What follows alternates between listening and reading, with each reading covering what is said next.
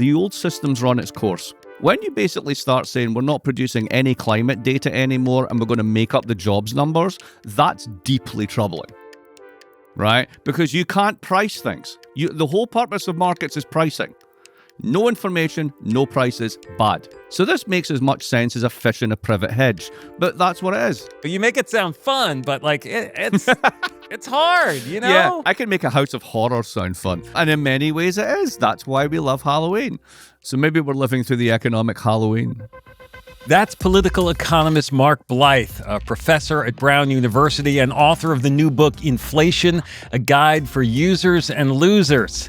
I wanted to talk to Mark to better understand whether a new economic order is forming amid continuous tariff turmoil and Trump's beefing with the Fed and the Bureau of Labor Statistics. Beyond the noise of today, Mark offers a bigger picture outlook on the outdated economic models that still underpin our understanding of the economy, why MAGA is taking us back to the 50s and 60s, and what we still misunderstand and underestimate about China. We also discuss the Democrats' struggle to craft an engaging story about the economy, why it's so hard to predict a recession, and what Brown's recent settlement with the Trump administration tells us about higher education's need to pivot from its reliance on federal funding. Now, economics can sometimes seem dry or daunting, but Mark manages to explain even the most complex theories in a clear, concise, and cheeky manner. So let's get to it. I'm Bob Safian, and this is Rapid Response. I'm Bob Safian. I'm here with political economist Mark Blyth, a professor at Brown University and author of the new book, Inflation, A Guide for Users and Losers. Mark, thanks for being here. Oh, it's a pleasure to be with you. This has been a zany year for the U.S. economy, for U.S. policy, tariff wars, president putting pressure on the Federal Reserve Chairman, Jerome Powell, and so on.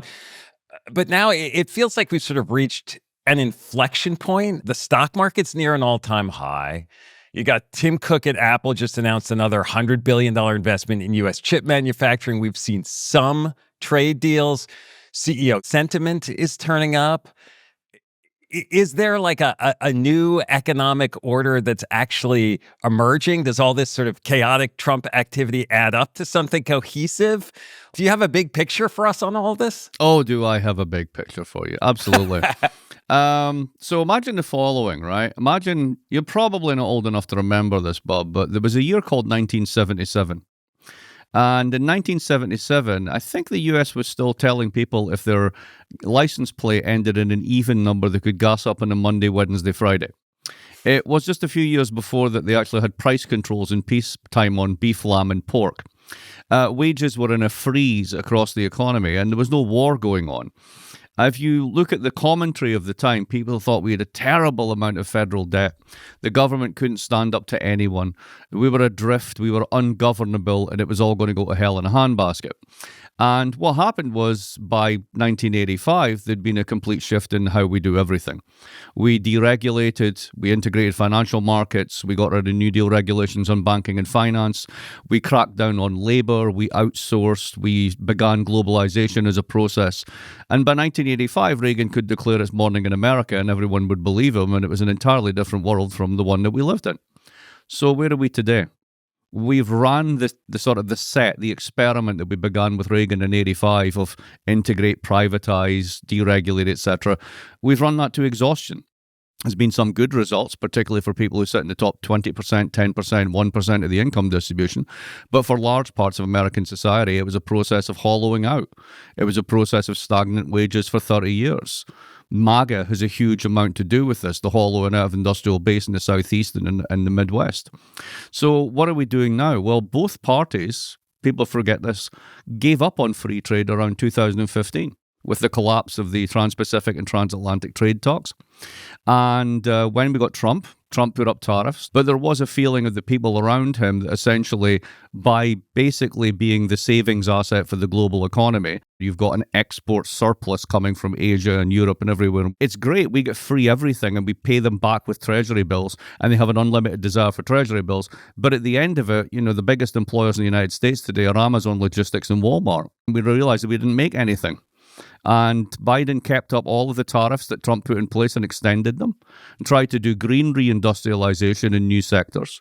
And for reasons we can go into, Trump gets back in and really hates the green stuff. It's shutting all that down and is basically trying to do carbon-based reindustrialization. And he's putting pressure on everybody. Tim Cook sits atop of one of the world's largest cash piles and one of the world's richest companies.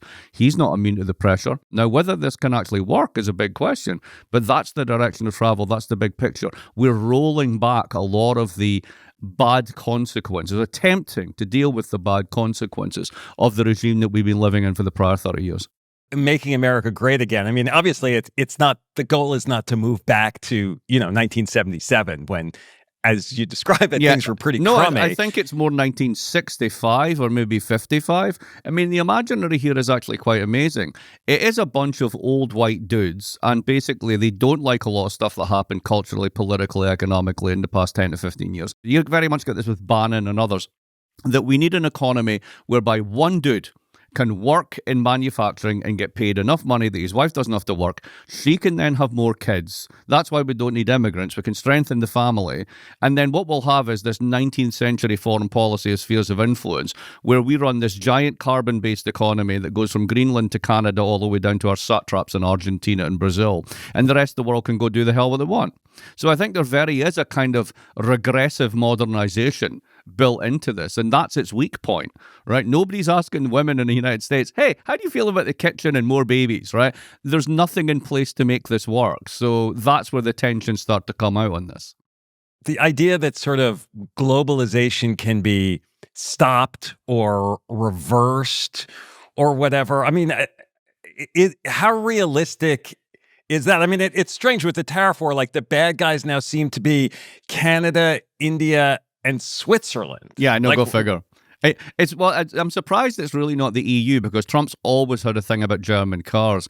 I just figured that he must have a thing about Swiss watches, because that's basically what they export to the United States. So all those people buying Patek Philippe, etc., are going to have to pay a bit more, but I think they can afford it anyway, right?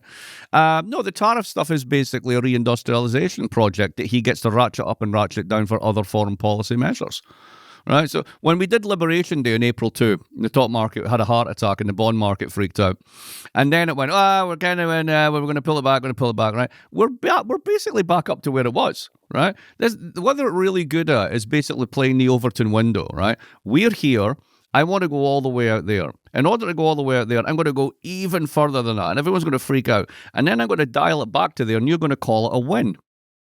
And what the markets have been doing is normalizing this for the past 6 months. That now they're just completely on the hook for it, right? So if you think about it, we've got 2.7% inflation just now, which, if you're in 1977, you'd bite your hand off for that, right? You've got a long bond of just below 5, right? They've been going down. Back in 2006, that was about the same level. People forget we've been here before and nobody died, right? The corporate stuff, I mean, it is kind of worrying that you've got all this incredible overvaluation in very few tech companies, all based on something called AI, which nobody can quite tell us what it's really for yet. And we've invested trillions on this, and it's an arms race to do generalized AI, which is probably never going to happen. The energy costs of this and environmental costs of this are catastrophic, right? So yeah, there's plenty there in the mix that we can pull apart and say this is good, this is bad, whatever. But to me, this is a moment like 1977, right? The old system's run its course, and we're moving in a new direction. Now, can we completely undo globalization? No, we don't want to completely undo it. But there's certain things you want back, and there's certain things you want to be able to do yourself. And it's an open question, even with tariffs and all the rest of it, if you can get that stuff back. Not because you can't undo globalization. Of course you can. States allowed globalization to happen. States can disallow globalization. The question is, when you decide that you want it back, can you do it? Because if you haven't made something for 20 years, where's you going to get the skills for the people who know how to make that thing? So Biden ran into this problem with the Inflation Reduction Act. He's getting Hyundai to build these big factories. They start building the factories. They're like, right, great. Where do we get the skilled labor? And they're like, we don't have any. And then the factory's mothballed. So, this is a very interesting moment for lots of reasons. The biggest beneficiary of globalization has been the United States, right? I just came back from Moline, Illinois. Drive around there for 5 minutes and tell me they really benefited from the past 30 years. right? American corporations made out like bandits. 40% of the stuff still coming out of China as exports are actually American multinationals. It's still us doing it, right? So C-suites have never been better compensated, right? Share values have never been higher. Corporate profits have literally never been higher. They're 12.5% of GDP, right? But at the same time, when we have a mild inflation by historical standards, people are thrown into poverty because the income distribution in this country has gone to hell in a handbasket. So we have to be very careful when we say nobody benefited like us. It's like, which us are we talking about? The parallel argument that goes on around, the spread of wealth and equity in the U.S. is like, well, some of this stuff we have to do because if we don't, China's going to eat our lunch. Are there things that people misunderstand about China and that relationship between China and the U.S.?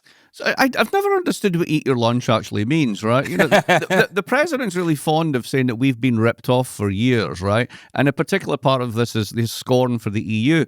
And the funny thing is, in 2008, the EU and the American economy were almost exactly the same size, about $17 trillion.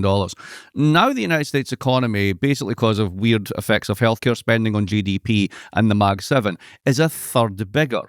Now, they're the ones that are ripping us off. They're now a third poorer. How could they have been ripping us off, right? Now, it's the same thing of China eating our lunch. Our corporations left our workers to take their capital to China so they could make super profits by selling stuff back to us cheaper, right? Who's ripping who off?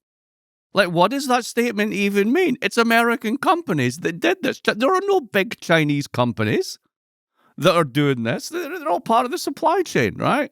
But China is sort of looking at the way the U.S. is pulling back from some of its global engagement and kind of stepping into those places, right? And there's anxiety about that. There's anxiety that China's going to beat the U.S. in the battle to have AI and sort of the next wave of technology. Are those concerns, unimportant? I think the concerns are coming from the right place, but I think they fundamentally miss what's going on. China is engaged in the largest industrial experiment in human history. The sheer scale of what they're doing dwarfs any conception of what we've got. The United States has 3 urban conurbations, right? LA, Houston, and New York, that would qualify as a kind of mega city in China.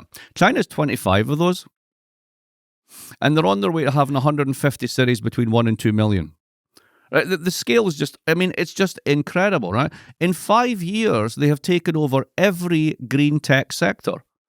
They have perfected EVs. Their standard EV now has a range of 400 miles. Like all this stuff that we fret about, they're going to run out of juice, right? It's all solved. Right? The reason we have 100% tariff on them is because if people could get access to them, they never buy another gas-guzzling SUV in their life. They've completely got battery technology wrapped up, which basically is far more important than godlike AI that we don't know quite what we're going to do with if we ever get it. So, and as for filling in the United States overextension militarily, one of the things that's interesting about the Trump administration is they're the ones that don't want to do this. And is China filling in the gap? Well, the United States has around 200 military bases around the world, permanently staffed, that are real imperial military outposts. China has about 6. I think they've got a way to go. Don't think they really care about that sort of stuff. They're far happier just sitting back and making money and intimidating the neighbors. I mean, yeah, boy, you make this sound pretty troubling, all of this. Although you've said that in the long term you're an optimist. So can you square that for me? Well, an optimist about whom? I'm an optimist about the human race in the sense that we haven't managed to kill each other yet. So that's always a good start. Am I an optimist in terms of the United States actually making a positive contribution to the most important thing for the 21st century, which isn't AI, it's living in a warming world?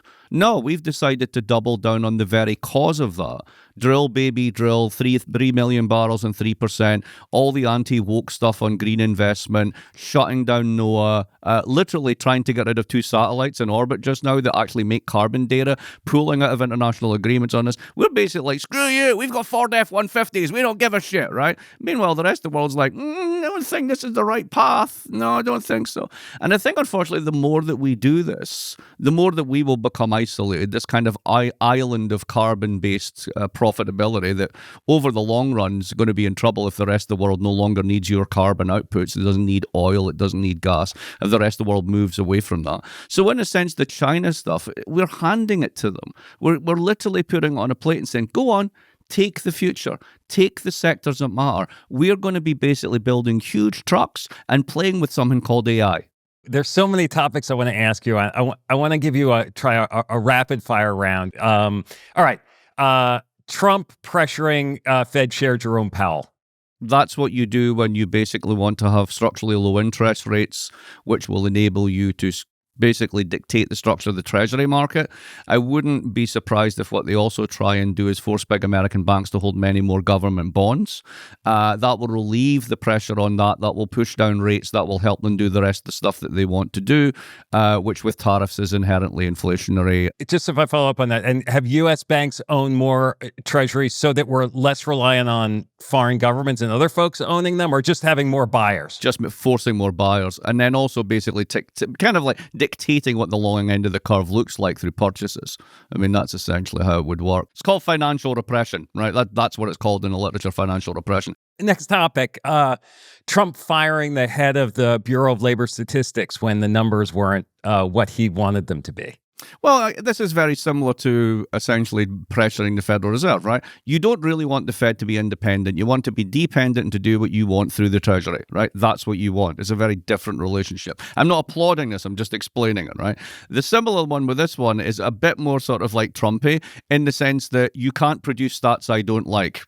Out, right? This is both of them are worrying for different reasons, but this one is a kind of form of kind of petulance that really troubles people in markets, right? If you're pressuring Powell, if they know that he's going to be out 18 months from now, if they understand that what they're going to get is not some gold bug, but somebody who's more aligned with the president's goals, but at the same time will respect certain things, the market can adjust all its expectations to that. When you basically start saying we're not producing any climate data anymore and we're going to make up the jobs numbers, that's deeply troubling, right? Because you can't price things. The whole purpose of markets is pricing. No information, no prices, bad. If you don't trust the data and the numbers that you're getting, then, how do you assess where we are? Well, you don't. You just have to take their word for it, which is exactly what they want. The people putting together these stats are dedicated career people. They're mathematicians and statisticians. They're not political actors. And that's why the markets trust it, even if it's imperfect, right? We know it's imperfect. But when it becomes, you don't like the number, make it up and fill in anything you like, that's qualitatively different. Let's try this one. U.S. immigration policy. To me, it doesn't make any sense because ultimately the fundamental problem, if you think that the problem to be solved are the wages of basically white working class American men, right? Let's call it what it is. Then, yeah, you can tighten labor markets by mass deportations, but you're going to have a bit of a problem because those white working class men are kind of maxed out in the job market. And basically an economy is nothing more than the number of people, the number of hours they work, and the quality of quantity of capital they work with.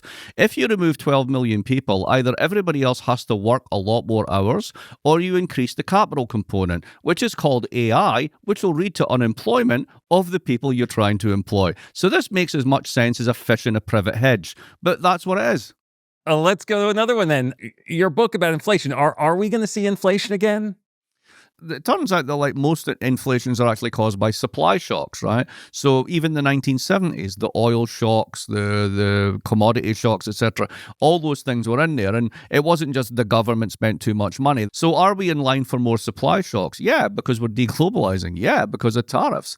Yes, because of climate change. Are the inflation numbers what people personally perceive as their inflation rate? No, because basically, if you're at the bottom end of the income distribution, you spend 80% of your income on consumption goods, then you're much more sensitive to it than if you're at the top 20% where that's reversed, it's 20 rather than 80, right? So there's reasons why people perceive their personal inflation rate to be higher, and in fact it is. All right, the big, beautiful bill.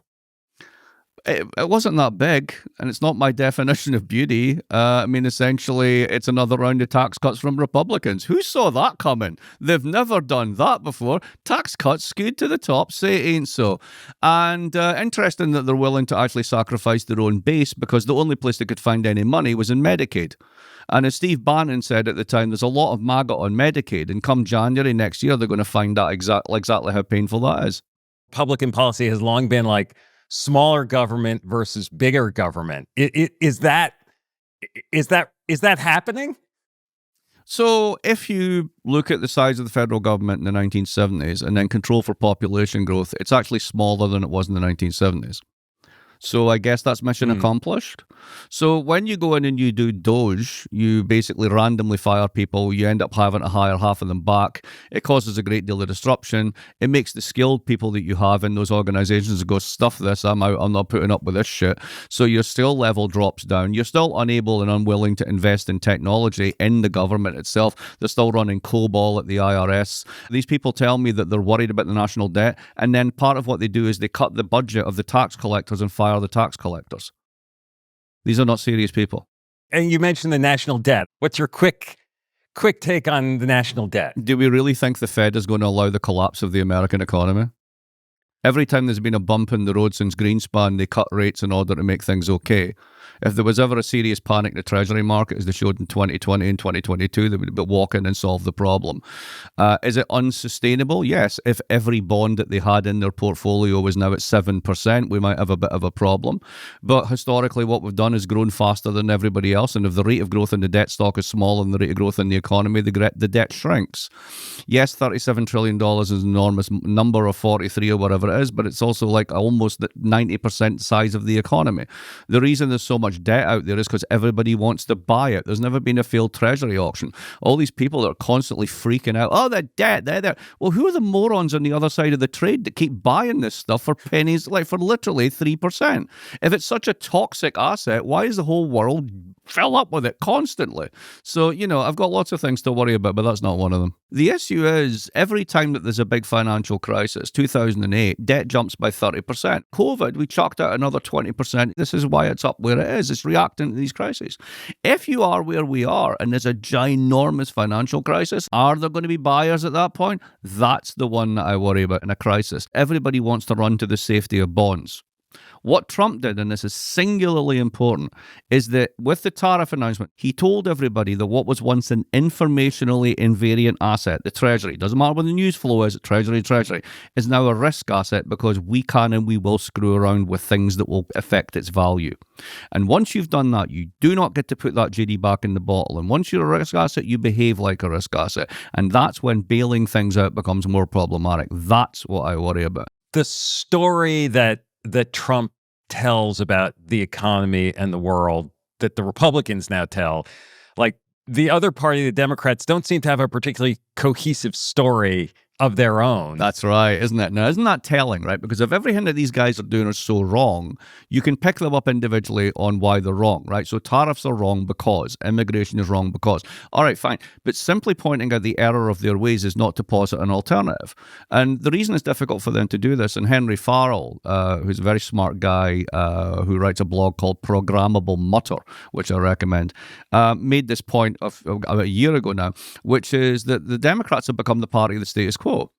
The Democrats are essentially the party of people who go to Whole Foods.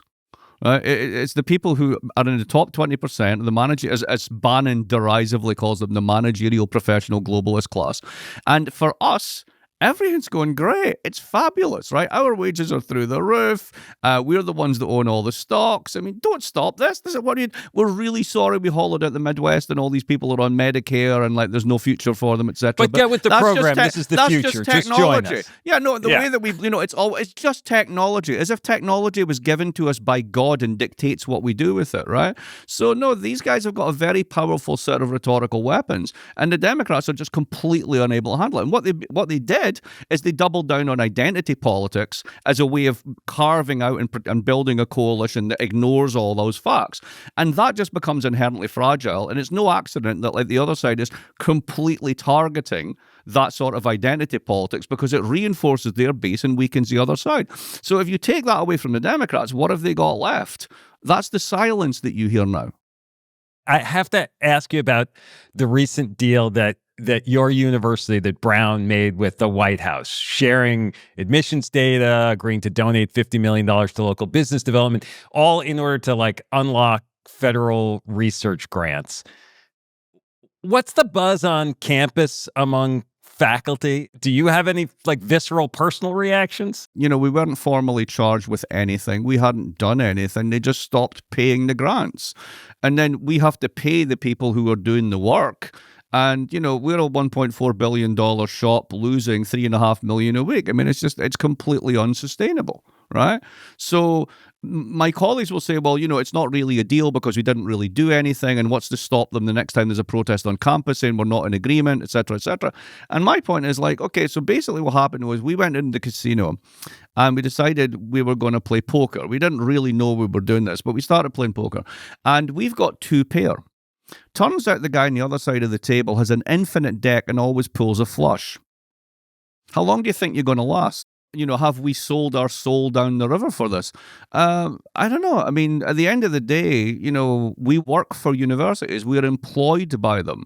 Even if they're non-profits, they have a bottom line. They can, unlike countries, particularly big countries with their own currencies, go bankrupt. Right? And the people who are the officers of the university have a responsibility to make sure that doesn't happen. For not just the faculty, for the staff, for the research, for everything. Yeah. I mean, and is there any discussion, if you're a business and your cash flow is dependent on one customer, you might be like, oh, I got to change my cost base. I got to diversify my business so I'm not so dependent on that one customer. Are those kind of rethinkings happening at the university? I think through the entire sector, this is happening. You've got a confluence of things. One is, for the first time ever, rather than being a source of support, the federal government is a source of challenge. That's difficult because it's the U.S. federal government. This is a big thing, right? For certain universities that aren't so dependent on federal funding, and we weren't that dependent on it, it was an area we were growing into because that's where the research funds are. It's changing because this government, and if they get another term, this will be solidified, they really don't care about research and they think it should be done by tech firms. I mean, my basic line on this is that they want to take the money away from us and give it to all the people who are overextended on AI, who have decided that universities are the enemy because we breed liberals who come to Silicon Valley and care about woke issues. I mean, this is the Mark Andreessen view of the world. And I think it has a great deal of currency. So I think the sort of 50, 60-year relationship between the private sector, universities doing basic research, private venture capital funds, capitalizing that, bringing it to market, etc. That sort of loop that's brought us biotech and a lot of the tech sector, etc.